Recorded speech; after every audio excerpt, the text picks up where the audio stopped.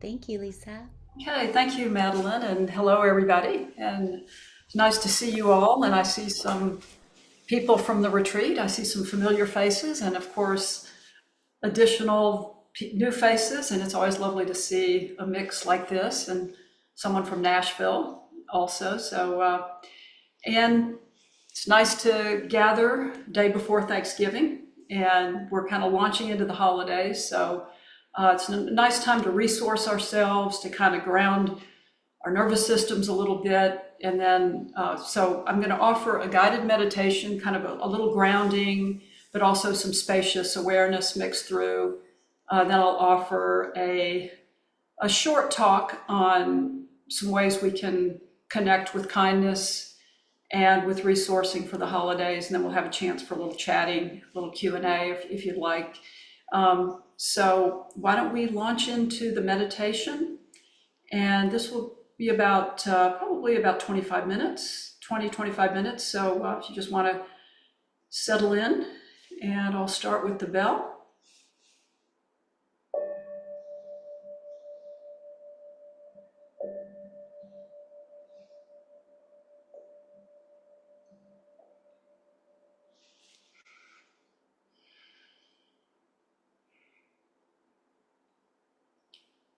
So let's begin with arriving here in this very moment, in this very body, in this very life. Just taking the full measure of presence in all of the elements of our lives and the way we connect with this presence.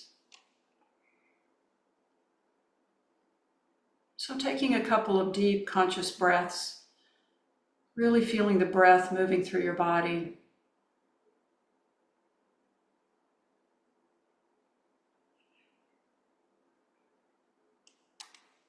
And we'll begin with a short body scan, moving through the parts of the body to noticing and releasing, if possible, any tension, and just opening ourselves to full presence.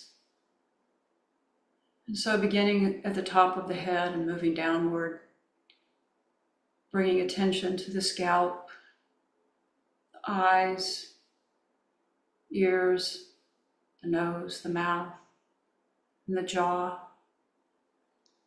and just gently relaxing.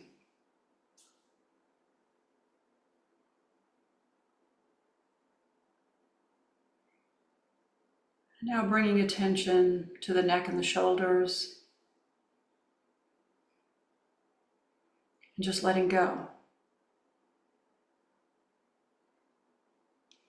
And now bringing attention down to the arms, the elbows, and the hands. Just relaxing.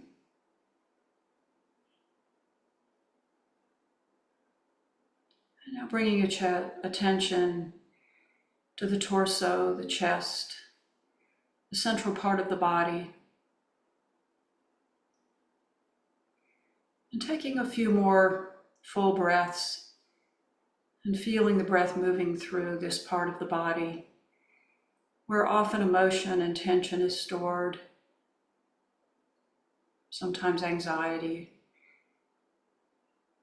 or grief, or just a tightness in this area.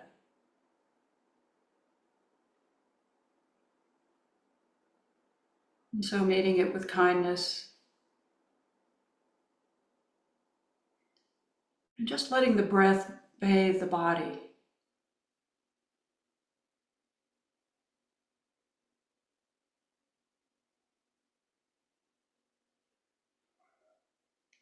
And bringing attention to the back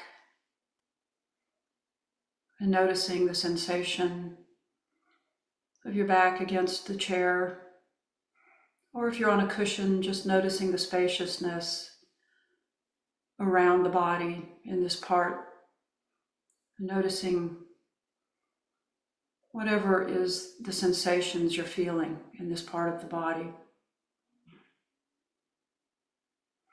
And always meeting to the best of our ability with kind awareness whether there's tension or ease. So we're not excluding anything.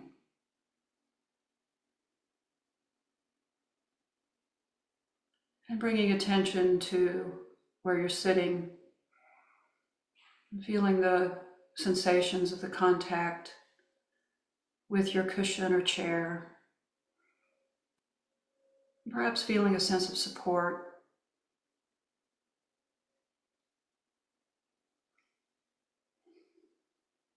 And bringing attention to the legs, the knees, the shins, all the way down to the feet, and letting go of any tightness if you're able.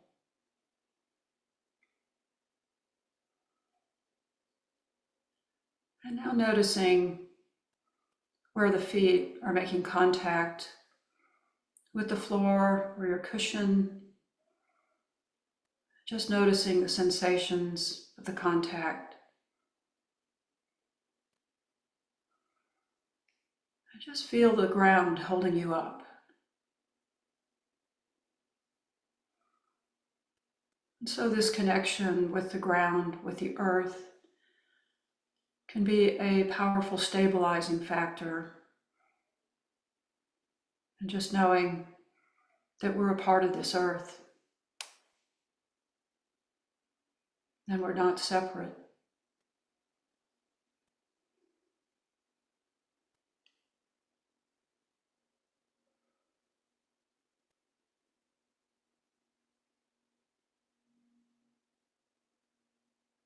Now also begin to bring awareness to the places where there isn't a specific contact of the floor, the cushion, the ground, and noticing those places in the body where there's a feeling of space around the body.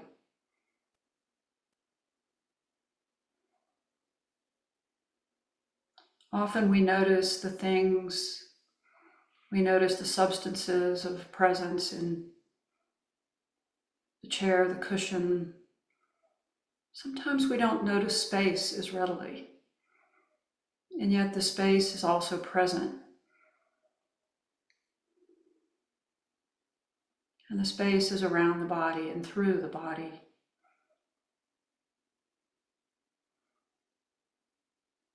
And there's space between even the breaths. If we really pay attention to the in and out movement of the breath, we'll find that there are moments of stopping just for brief moments. The inhale, the exhale, brief moments of space between the breaths.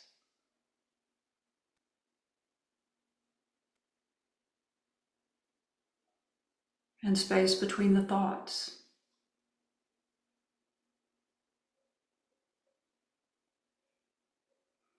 So we can begin to see the fluidity of the body and the breath and the thoughts, and how this spaciousness is also the space of awareness.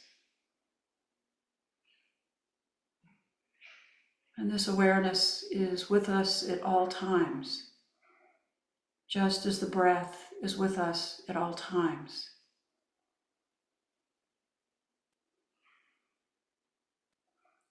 And in this place of spacious awareness, we begin to see that the distinction of inside and outside begins to fade.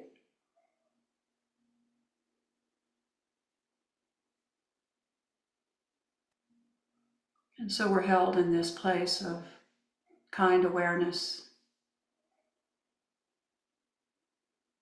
And whatever we bring to this moment, whatever is present, we can allow it to be held.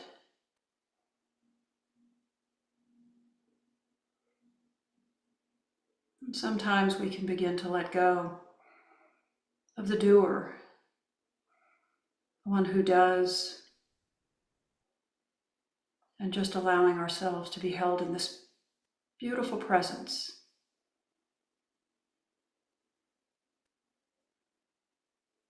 Even if there is still tension in the body or emotion in the heart, And the space of awareness can allow all of the experiences we have.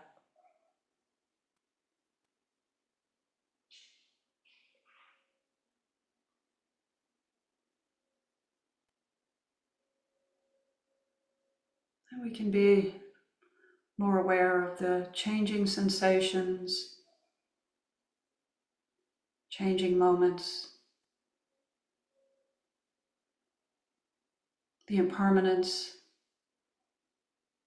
and yet the continuity at the same time of the spacious awareness.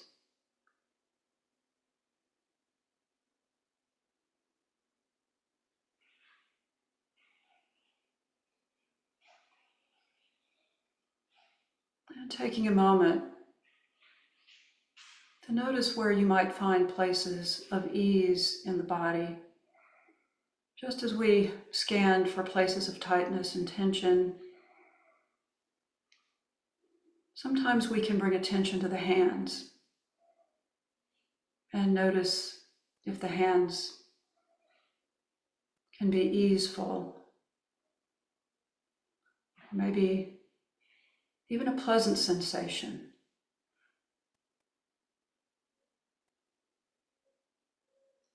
Including that too. Or the place where we're contacting the cushion or chair. And perhaps the pleasantness of being supported.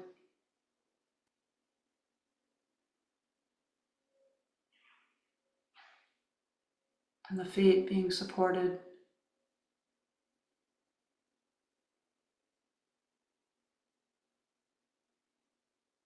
And so whatever you're experiencing in this moment,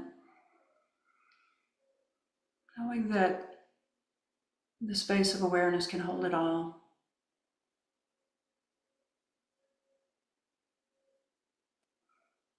And we can meet our experience with kind presence in whatever way we're showing up today.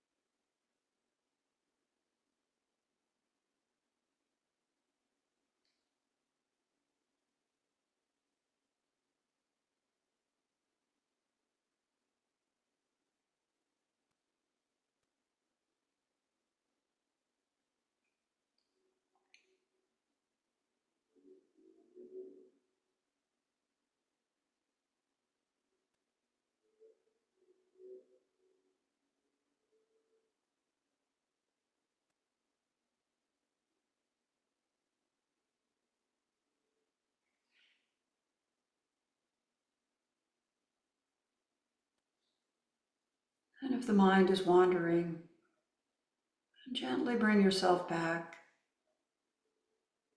connecting with what is most present for you in the breath or the body.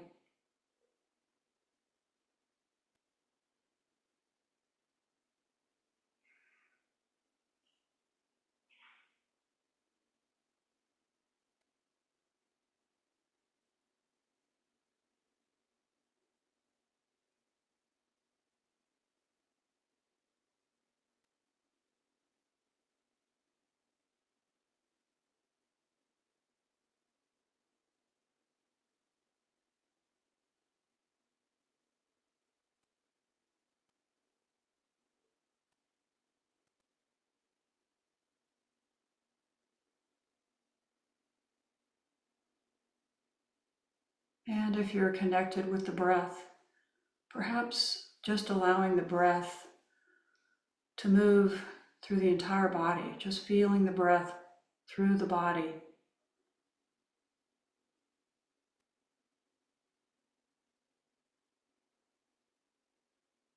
And as Thich Nhat Hanh would say, breathing in, I calm the body. Breathing out, I calm the mind.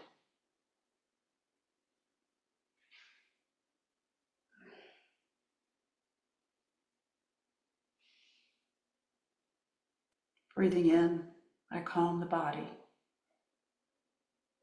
Breathing out, I calm the mind.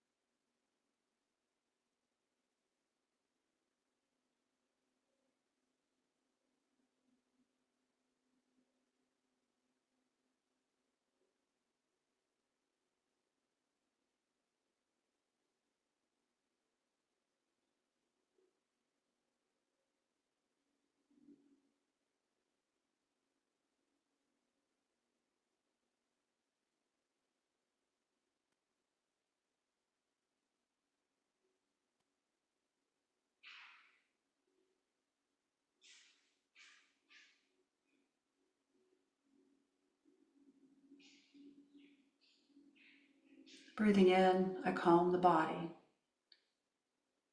Breathing out, I calm the mind.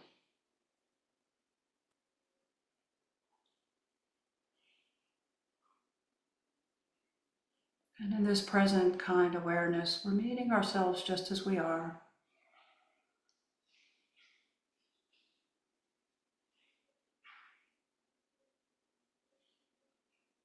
And just the way we show up.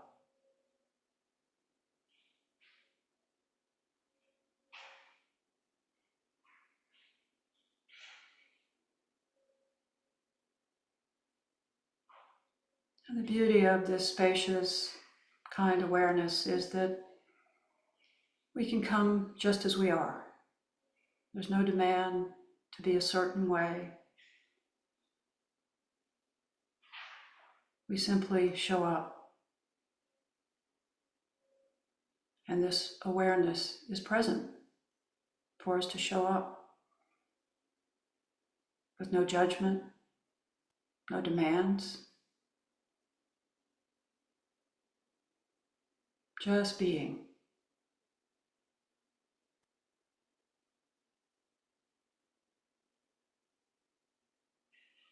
You can bring your joy, your sorrow.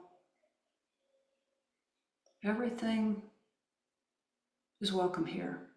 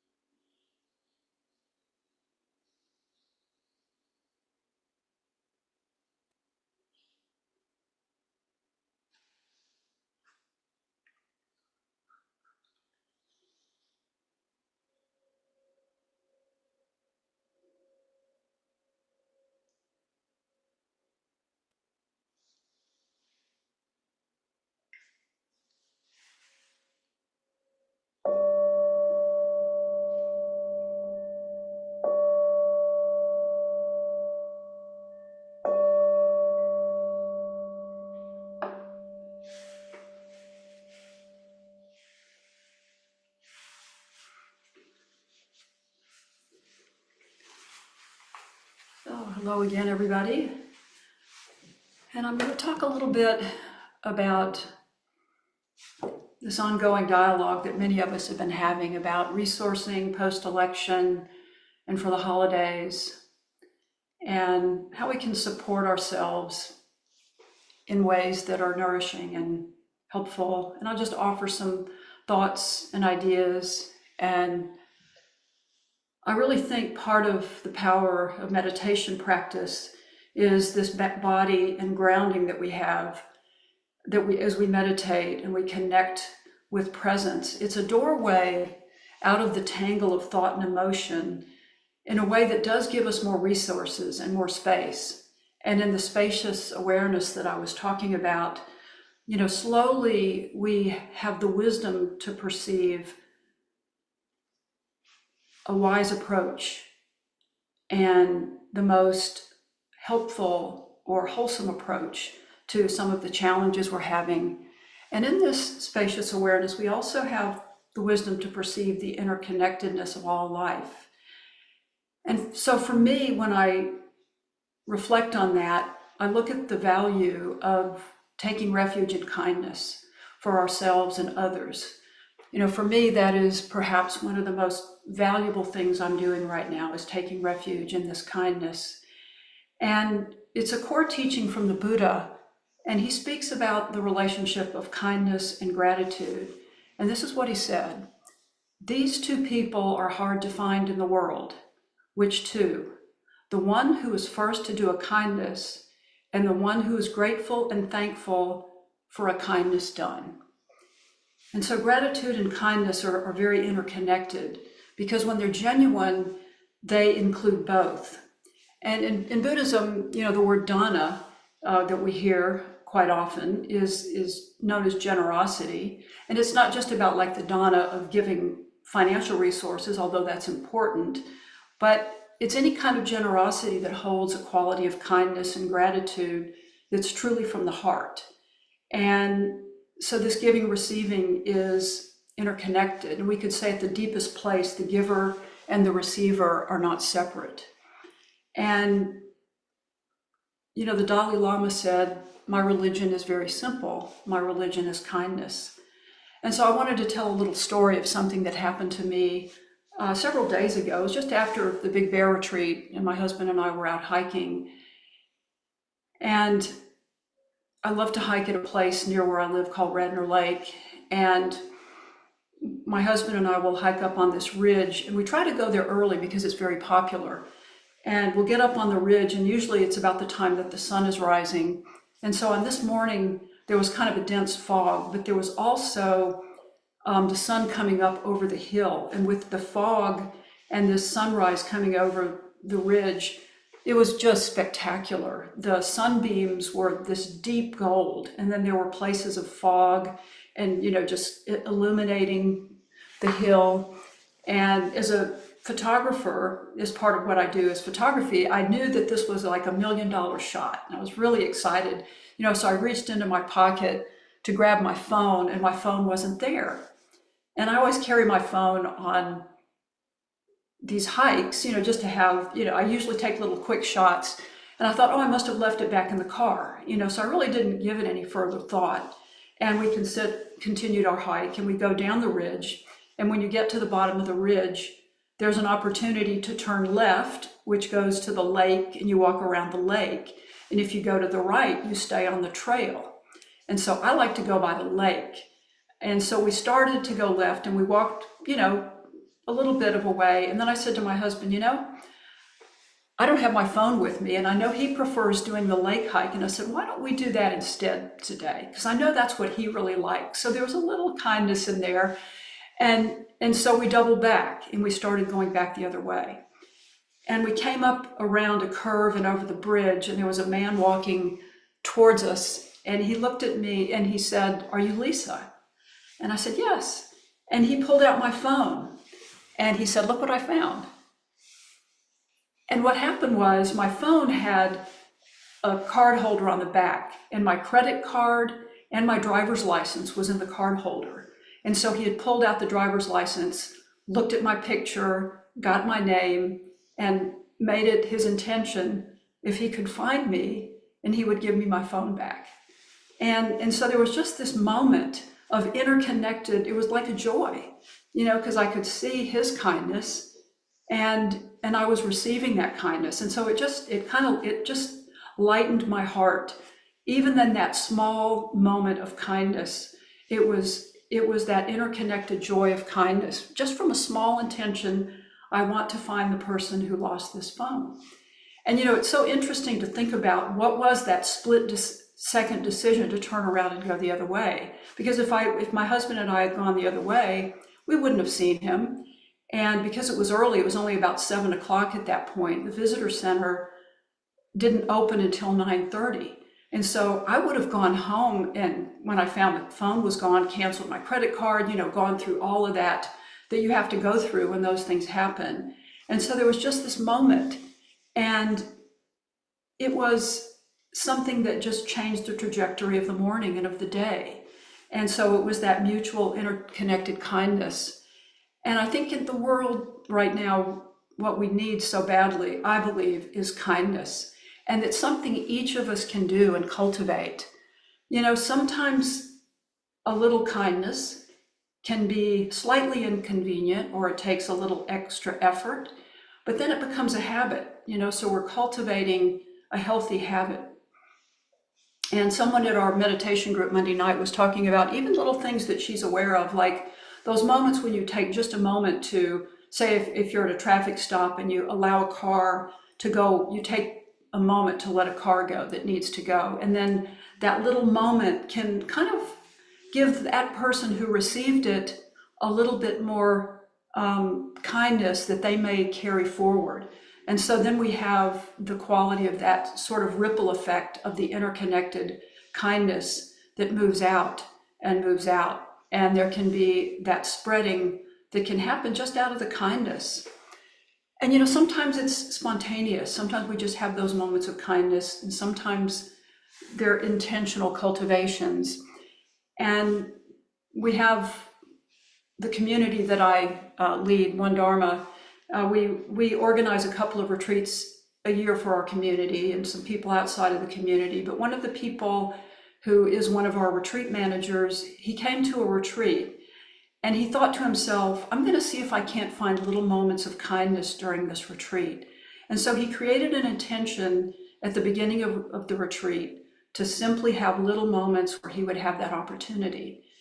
And what happened was, one of my students, just out of the blue and not knowing about this intention, after the retreat said, the manager, Jeff, was his name, Jeff, he said, he did something so touching to my heart. He said, I walked into the dining hall and I was coming up to the coffee, and he just kind of spontaneously picked up the cup and poured me a coffee and handed it to me with such a kind smile. He said, it just penetrated my heart all the way through, and it gave me this joy and this interconnected joy. And it touched him enough that he shared it with me after the retreat. And so when I told Jeff about it, he said, yes, that was my intention. My intention was to find these little moments of kindness.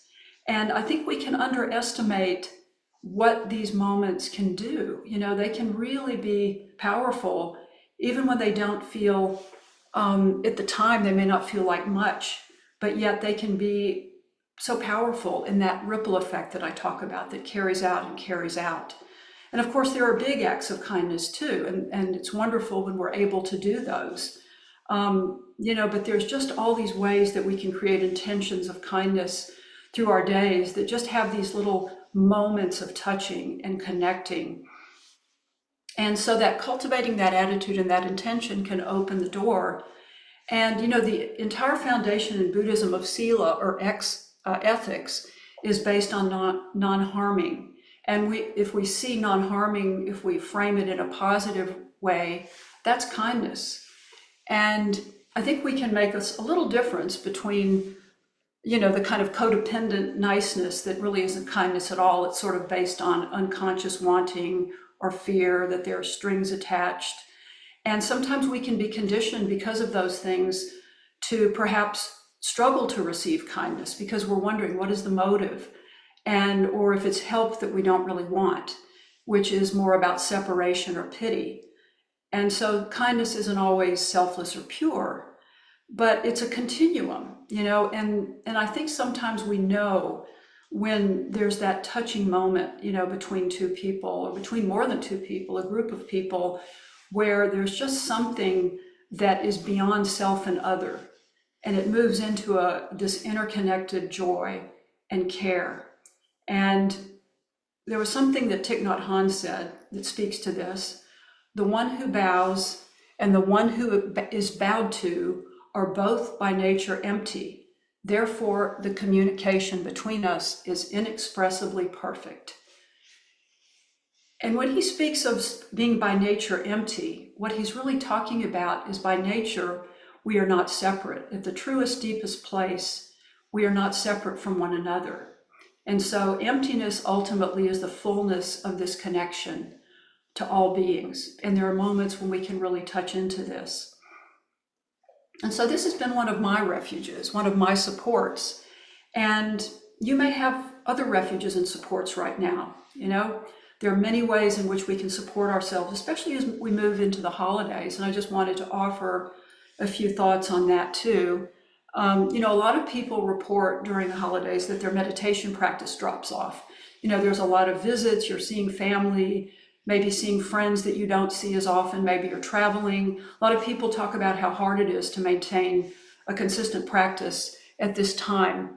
And my suggestion is to find ways to make it easy on yourself, if that's true for you. And one of the things I think is important and is not to discount utilizing guided meditations in moments when you can take the time out, even if it's only 10 or 15 minutes, to receive. It's sort of like in a guided meditation that touches you in some way is like a non-doership. Instead of all the doing that we have around the holidays, those moments of just silence and receiving can be a real gift to our hearts and a form of self-compassion, and relaxing the nervous system.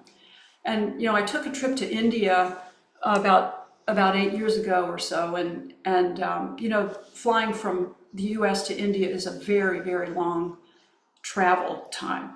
And so what I did was I loaded a number of guided meditations, and I listened to them on the plane at various intervals, and I just allowed myself to receive the presence of the sound, and of the guiding. And it relaxed me quite a bit because I was a little bit nervous. I'd never been there before, and I was leading a tour. And yet those guided meditations were like a gift to myself. And it just gave me a time to just relax. So I'm just offering that. Some people think, well, I shouldn't do guided meditations. If I'm not meditating, it's not enough. But I would say at this time of year, do what supports you. Do what supports your presence, your heart, your capacity to take care of yourself in whatever way that works. A lot of, there can be a lot of activation and tension at this time of year around family, around interactions that we have, and whatever ways we can find kindness for ourselves and how we can put that forward can often make a big difference. And I think it's important too to acknowledge loneliness at this time of year. I know we see a lot on social media, everybody's happy, everybody's connected. And even if you're with people, many people, even in the presence of others, many people can feel disconnected. They can feel lonely. There are people that are grieving, are dealing with, perhaps, many people are distressed about not knowing how the world is going to be moving forward. And so, acknowledging what's arising, whether it's loneliness or concern or anxiety, giving yourself space to be with what is true and not feeling that pressure, I got to live up to a certain perspective. I've got to, be a certain way, but really take those moments. I think of it as taking the backward step, like stepping back into your own heart and into presence for moments where you can really be and breathe and hold this awareness of kindness, because self-kindness, as we know, the Brahma Viharas, heart practices, letting peace come to us. The meta practices, loving kindness practices can be really powerful. And I'll say, just within in guiding practices or self practices, that we have both the concentration practice of traditional metta phrases, and that can be very helpful for people in imagining receiving kindness and giving kindness. But there's also the boundless practice, boundless radiation of the heart, which is more of an open awareness practice. And that too can be of real support. And those are, available, either the practices you do yourself or the practice that you can receive. And there's many more resources. I just wanted to offer a few, but I would love to hear from you. Any questions you have, or sharing what practices or resources are helping you right now, or helping you at this time of year, helping you post-election, anything that might be supportive. Would love to hear from you, or any questions you have about the talk. Questions for me? So I'm just going to open it up, and you can either type in the chat or just let me know. Maybe use your hand, or use the hand function on the. That would probably be the easiest thing to do. So I'll just open it. So is it Jennifer? We unmute? Would you? Okay, here we go. All right, this question may be way too much for what you were just talking about, but you mentioned the kindness. You mentioned codependence. Mm-hmm. If I have the feeling, yeah, that's kind of there.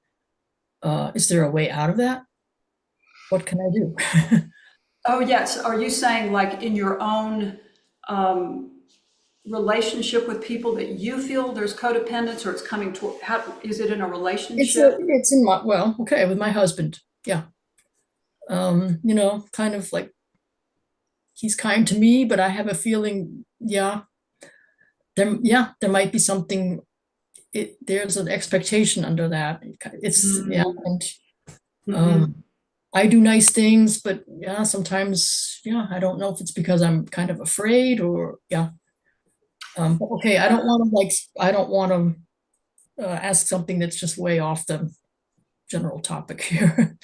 No, it's a great question, and it is definitely something we always have to navigate when we're working with kindness, because it's true that there is a kind of kindness that really is more looking for a need to be fulfilled, or result, is kind of, and that can definitely start to come into certain relationships. And for me, what I find is the most important starting place is to wind back to kind of my own heart, and recognizing and bringing compassion to myself in a situation where it's not clear, if that makes sense. In other words, this is arising and it can be painful.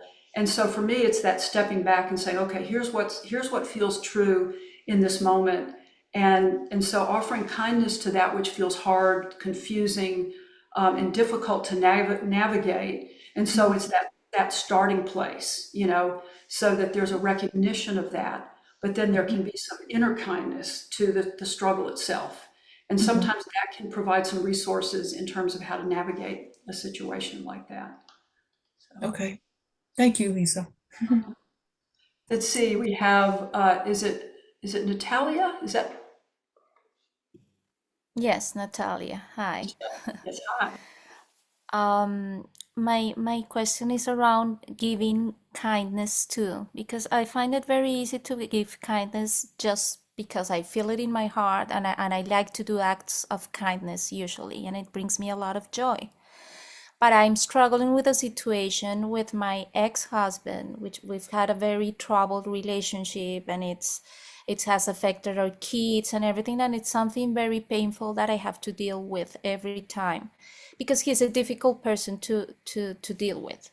So I question myself a lot, because I try to bring kindness to the situation, and I like and I would love to be able to bring kindness to our relationship, but I just can't, because all I get back from him is he's a very aggressive person. So how can you deal with that? Because I feel the need to, but I can't. I don't want to be exposed in a situation in which I will be get hurt more, and my wounds are gonna open more, and how to bring kindness to a troubled relationship.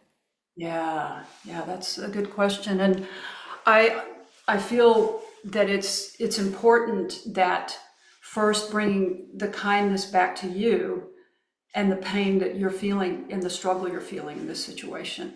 So that you're trying to do an interconnected, you're doing your best to support a difficult situation, but where is the place starting and moving back to your own heart and your own pain and the uncertainty that you're dealing with. So, in other words, starting with you and the difficulty that you're feeling now before moving it outward, if that makes sense. Because, like you say, you're trying and it doesn't feel like it's coming back. And so, then the energy that you're putting out there, I would suggest, is turning it and say, how can I be kind to myself in this situation? How can I support myself in this navigating this situation that is true to my heart and that is true to what feels healthy and wholesome? And so it's moving back into your own being and your own body to begin to ask and clarify those questions enough. Do you see what I mean? So it's like bringing it back here before moving it out again. So it's really connecting and clarifying, where is the pain in my own heart around this situation? Where am I suffering? And so starting with that kindness, and maybe sitting with it a little bit and really, really letting you be the focus of your kindness for a while in this. And then perhaps there's some clarity that might come out of that, rather than just kind of that feeling, that pressure of I need to be kind, but I'm not getting it back. Does that make sense? Yeah, yeah, yeah, it makes sense. It's not an easy practice, but do you think that maybe a meditation like rain will help with that kind of feeling? Yes. Yeah. And just really, really creating that intention of kindness for yourself, and then finding the ways you can really connect with that. So making that sort of the first priority. And then from there, seeing if some clarity will come to you. But I think that's really where the starting point is in a situation like this. Thank you.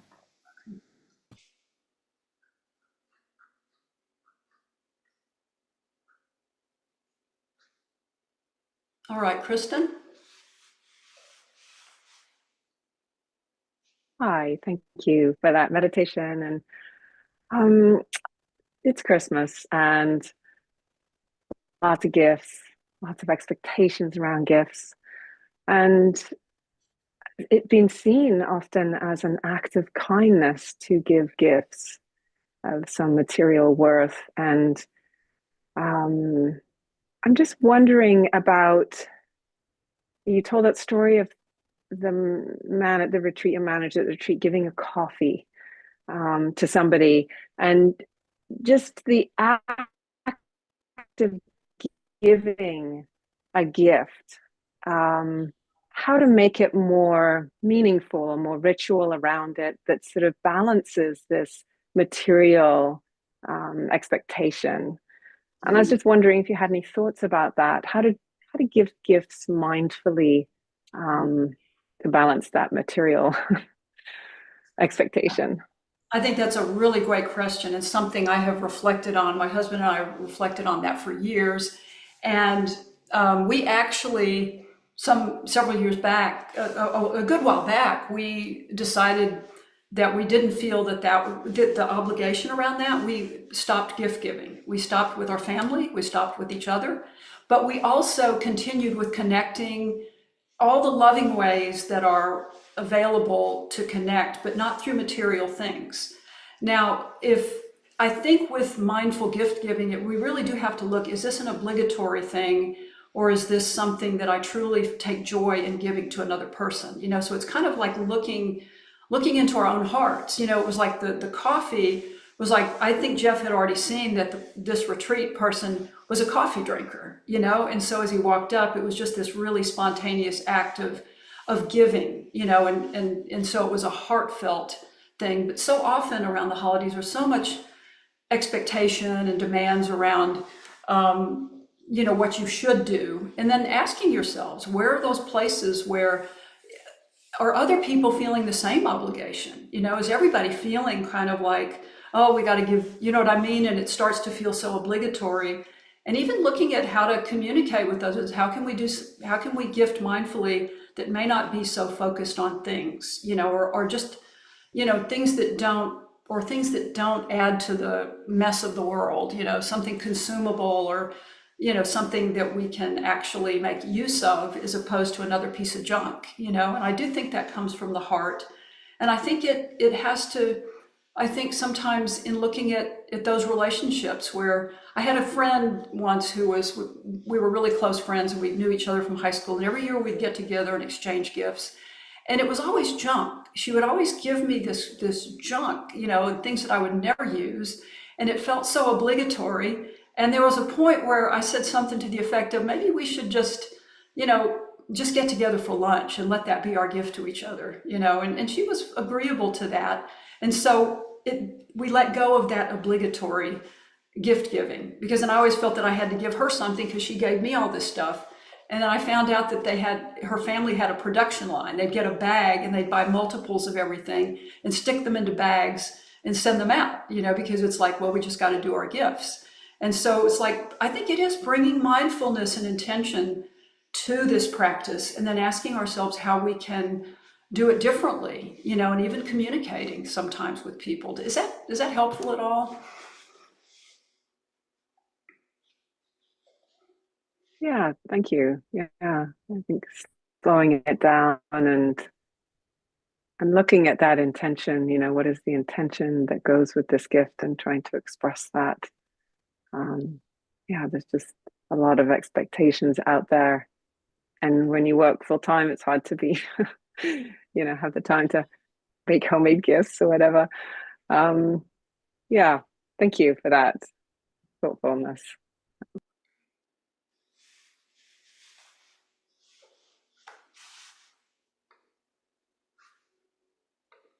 Let's see. Okay, let's see. Lori B. With self-compassion, I often ask myself what I need, but I just don't know. I come up blank. Oh, that's a great question. What happens when you ask yourself, you inquire, what do I need, and you come up blank? I would say working with the don't know. So that's what's coming up is don't know. And so that's where you engage. So when you ask yourself that question, what do I need? And the mind says, I don't know. So then say, okay, I'm going to be in the realm of not knowing.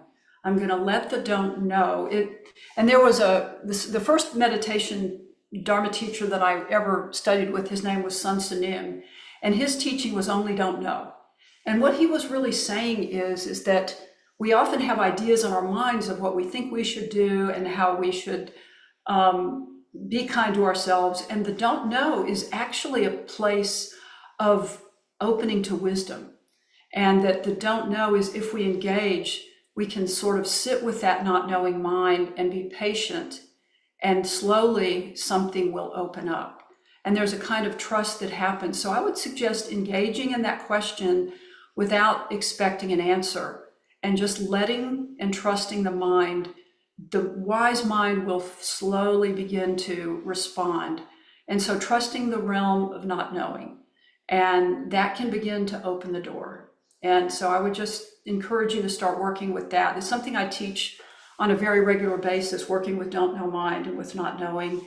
And it could be, as you get more information, it could be that there's something sort of blocking the response. You know, you might get closer to something and that might relax enough to give you that information, but it's done in a very open-hearted way. So bringing kindness to that question of not knowing and seeing how it opens. Thank Listen, you very maybe much. one more short question, possibly, before we wrap up. Oh, I'm sorry? Maybe one more question before we Yes. wrap up. Okay.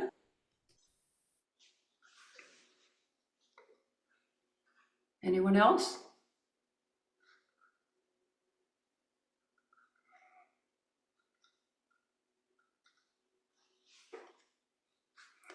Okay, it sounds like we've answered the questions that were there. So I'd like to thank everybody for coming today, and I hope you have some great holidays. And if you'd be interested in this meeting today is offered on a Donna basis. Big Bear doesn't charge anything. I'm offering my time also on a Donna or generosity basis. And if you'd be interested in supporting my teaching, again, it's not expected, but if you would like to make a Donna offering, I'm just going to put something in the chat. And again, it's totally optional, not expected, but if you would like to support my teaching, you're welcome. I would appreciate that. But just coming from, again, this is Donna from the heart, and so it's not expected, but if you would like to make that offering, it's appreciated. And I thank Big Bear for their kindness of putting together these lovely offerings, these that are open to the community and gives us a chance to practice together in this way. Thank you, Lisa. And on behalf of the Big Bear Retreat Center, we really do appreciate you being here today, especially right before the holidays. We know everybody's really busy, so thank you so much for your time. And want to let everyone know that next week we have another great teacher. We have Luigi Kim will be here next week, Wednesday, December 4th. And I also put a link for all of our December schedule I put into the chat. So hopefully we'll have everyone joining us here again next Wednesday. Yeah, and everyone's welcome to unmute and say goodbye if you would like to, so we can just put your voices in the room. You're welcome to. And thank you again, Lisa, so much. We appreciate you. Bye. Thank you. Thank you. Thank you. Bye. Thank you very much. Thank you. Thank you all.